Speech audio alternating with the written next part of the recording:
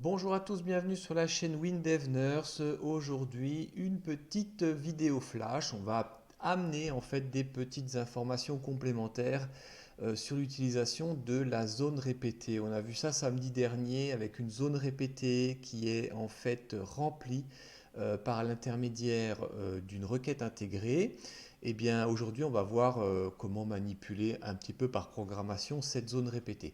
Je vous rappelle que si vous aimez la vidéo, n'oubliez pas le petit like, abonnez-vous, parlez de la chaîne, il y a toujours les deux petites cagnottes Litchi.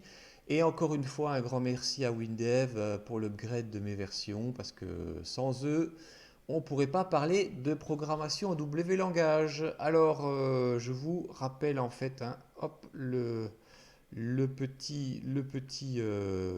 petite fenêtre qu'on avait créée, hein, donc elle est où est-ce qu'elle est? C'est la fenêtre répétée, voilà, elle est là.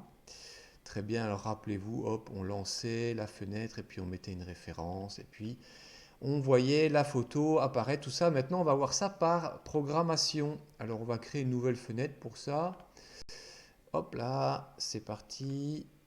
Voilà, vous connaissez le processus, on fait ça ensemble. Une fenêtre simple, donc je vais l'appeler répéter prog pour sous-entendu programmation.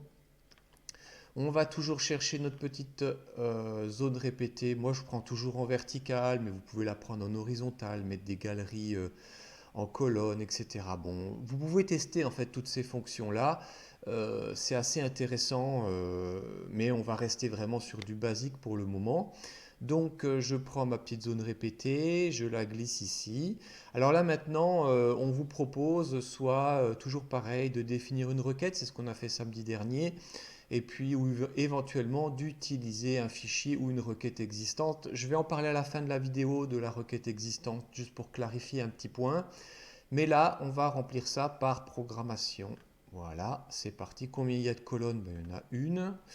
Et puis, ça sera la ZR prog. On va lui donner un petit nom sympathique. Voilà. Alors, finalement, comment est-ce qu'on va remplir tout ça? Ben, on va créer un petit bouton qu'on va mettre ici, hein. Voilà. Et puis dans ce petit bouton, eh ben, on va appeler la programmation pour remplir des champs. Alors pour remplir des champs, bien sûr, il va falloir les créer. Donc moi, je vais créer ici un petit champ de saisie, hein. Je vais le mettre là. Voilà. Et puis je vais faire un deuxième petit champ de saisie que je vais mettre ici. Alors on va faire du simple, hein. Là, on va l'appeler nom et prénom. Alors SAI nom. Voilà. Et puis on va vraiment faire deux petits champs, mais on peut vraiment faire ça avec tous les types de champs. Mais là, c'est vraiment pour vous montrer. Prénom. Voilà, c'est parti. Donc, on est sur du champ texte, 50, etc. Enfin, c'est le standard de WinDev. Alors, ce qui nous intéresse ici, c'est en cliquant sur le bouton, bah, c'est finalement ajouter des informations dans cette zone répétée. Alors, je vais faire le petit F2, je vais accéder directement au code. Et puis donc sur le clic, qu'est-ce qu'on va mettre? Eh ben, finalement, on avait déjà un petit peu vu ça dans d'autres vidéos. Il y avait ces fonctions liste ajoute quand on voulait rajouter dans une liste des mots ou dans un champ de type combo. Eh bien là, c'est pareil, c'est la fonction ajoute. Mais là, en fait, c'est zone répétée ajoute. Vous voyez, c'est là, il vous le propose ici en bas à gauche. Alors, il vous demande quel est le champ zone répétée. Bon, bah là, il n'y en a qu'un, donc c'est pas difficile. Et les valeurs. Alors, voyons, on vous explique ici que ce paramètre est inséré pour la nouvelle répétition et doit être de la forme valeur 1, tab, valeur 2, 3, 4, valeur n. Alors, bon, vous allez me dire, ouais, mais c'est bien gentil, mais comment est-ce que moi j'arrive à savoir si eh bien, le champ de saisie non, c'est la valeur 1 ou si c'est la valeur 2? Bah ça, pas simple à savoir. Alors, il y a un petit truc, c'est quand vous allez je crois que c'est dans fenêtre, voilà, fenêtre, vous avez ici la petite partie navigation que vous pouvez appeler par le Alt F5. Mais quand vous cliquez dessus, vous voyez que, regardez bien ce qui se passe en fait ici. Vous avez la navigation qui se montre, qui vous précise en fait que quand la fenêtre va s'ouvrir, eh bien le premier champ, la première chose sélectionnée sera le bouton. Puis ensuite on passera sur le champ zone répétée. Et vous avez un 2.1 et un 2.2. Ben en fait, la valeur 1, ben c'est sous-entendu point 1, donc ça sera le nom. Et la valeur 2, ça sera prénom. Alors évidemment, si vous changez l'ordre, ben vous risquez de perturber en fait le remplissage de vos champs. Alors ici, par exemple, ben, on sait que c'est comme ça. Donc moi, je vais retourner dans mon petit mon zone répétée ajoute. Donc je choisis prog. Et les valeurs, ben, par exemple, je vais mettre d'abord un nom. Donc on va dire par exemple Skywalker. Et puis, on vous a montré en fait qu'il fallait une touche tabulation. Donc là, on va rajouter un plus pour dire qu'on va mener une action et qui est la fonction tab. C'est comme si on pressait en fait sur le bouton tabulation de votre clavier d'ordinateur. Et puis là, on va mettre Luc, hein, par exemple. On va tester ça. Allez hop, c'est parti. Je fais un petit go. Alors je clique, là on ne voit pas le champ zone répétée parce que pour le moment, il n'y a rien qui le remplit. Hein. Donc je clique sur bouton et là vous voyez qui m'a créé en fait eh bien, le premier item ou la première itération du champ zone répétée et il est allé remplir les éléments comme je lui avais dit. Alors on pourrait très bien envisager d'en remplir deux. Hein. Vous voyez, je fais un CTRL-C.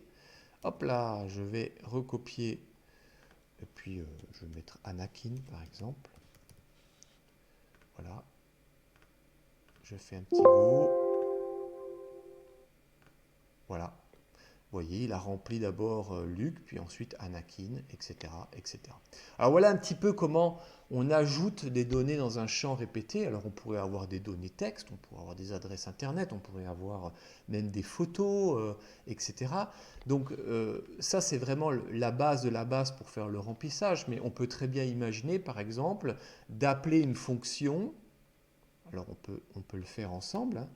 Je vais appeler une fonction qui va lire toutes les informations eh bien, de ma table patient. C'est là où se trouve, eh bien, on va dire, les patients qui sont dans la base de données que j'avais créée. Et puis je vais mettre une zone répétée ajoute. Voilà. Et puis qu'est-ce qu'on fait? Eh bien, on a le champ de programmation zone répétée. Et puis je vais appeler par exemple la première ligne, donc patient point, eh bien non, plus je fais la touche tabulation comme on a vu tout à l'heure, et puis patient point prénom par exemple. Voilà. Donc qu'est-ce qui va se passer? En fait, à chaque ligne du fichier de données, eh bien, il va faire un ajout dans la zone répétée. Alors, on y va. Allez, c'est parti. On fait un test. Et voilà. Vous avez ici tous les noms des gens qui se trouvaient dans le fichier de données où se trouvent les patients. Voilà. Alors, bon, là, on a parlé de la zone répétée samedi dernier avec la requête intégrée. Là, on parle un petit peu techniquement comment faire un ajout dans la zone répétée. Mais alors, évidemment, la question qui peut se poser aussi, je vais vous le montrer un petit peu en direct, hein, mais bon, je n'ai pas créé spécialement de requête pour ça, je vais tout supprimer. Donc là, moi, je décide de rajouter un champ zone répétée. Voilà. Et là, je vais le baser sur une requête. Alors, bon, je ne connais pas, en fait, je ne me rappelle plus les types de requêtes, parce que quand j'ai préparé le cours, je ne pensais pas aller aussi loin. Mais ce que je veux surtout vous dire, c'est que quand vous avez un champ zone répétée et que vous voulez relancer la requête qui est en arrière-plan liée à ce champ de zone répétée, eh bien, ça fonctionne en fait comme un tableau. Je vous ai dit ça samedi dernier. La champ zone répétée, il faut imaginer ça comme un tableau. Eh bien, en fait, c'est pareil. quand on faisait rafraîchir un tableau qui était lié à une requête dans mes cours précédents, eh bien, qu'est-ce qu'on faisait? On jouait la requête. Donc là, on fait un H exécute requête. On joue la requête concernée. Alors là, je prends n'importe quelle requête, hein, mais c'est vraiment pour... ce n'est pas du tout lié, c'est juste pour vous montrer. Donc on joue la requête et puis on fait quoi? Une fonction zone répétée. Et bien là, on va appeler la fonction affiche. Et là, on vous demande quelle est la zone répétée. Ben, il n'y en a qu'une de toute façon, donc c'est ZR. Alors là, il ne vous le montre pas parce qu'en fait, je n'ai pas créé le champ zone répétée ici. Il n'est pas là. Donc il dit qu'il n'existe pas. Mais vous allez mettre le nom du champ zone répétée qui va commencer par ZR underscore XXX par exemple. Bon là, il va vous dire qu'il y a une erreur. Bon, c'est normal puisque ça n'existe pas. Mais vous voyez l'idée. Si votre champ zone répétée est lié à un fichier de données, bon ben là, vous faites juste un affiche, zone répétée affiche. Si c'est lié à une requête que vous avez créée et qui n'est pas une requête intégrée, alors il faut bien sûr jouer la requête et éventuellement lui passer des paramètres. Alors autre chose ensuite dans les champs zone répétée, et pour finir, moi j'ai des choses que j'aime bien, par exemple, alors là je vais vraiment en créer une qui ne correspond à rien du tout, mais si vous allez dans la description du champ, et surtout dans le style, moi il y a des petites fonctions que j'aime bien, par exemple ici, vous avez, alors on ne le voit pas très bien parce que malheureusement mon écran de PC est assez petit, mais si vous allez dans la partie couleur des lignes paires et impaires, en fait vous pouvez tout configurer. Vous pouvez très bien donner une couleur aux lignes paires, voilà, vous voyez. Et puis maintenant je veux donner une couleur aux lignes impaires. Alors ça c'est plutôt pas mal parce que ça permet à l'utilisateur de bien différencier les lignes, etc. Voilà. Vous voyez, bon, bah, vous pouvez faire ces petits effets de style qui sont vraiment pas mal en termes d'ergonomie et pour rendre vraiment votre logiciel plus agréable, plus dans le thème général, etc. Alors bien sûr, tout ça, ça peut aussi se programmer avec des fonctions point, couleur de fond ou des choses comme ça. Bon, c'était pas le but vraiment de la vidéo flash aujourd'hui, c'est vraiment de vous montrer comment on peut juste le manipuler en termes de W langage si vous n'avez pas en arrière-plan une liaison vers un fichier de données ou une requête. Voilà, c'est tout pour aujourd'hui sur la zone répétée. Si vous voulez que je précise des choses, bon, ben, n'hésitez pas à m'en parler via la chaîne. Je pourrais refaire des petites vidéos complémentaires sur des points précis ou des choses comme ça. Et puis voilà. Et puis ensuite, ben, on va continuer à faire les vidéos. Je vous dis à la prochaine. Et puis d'ici là, portez-vous bien. Allez, bye bye.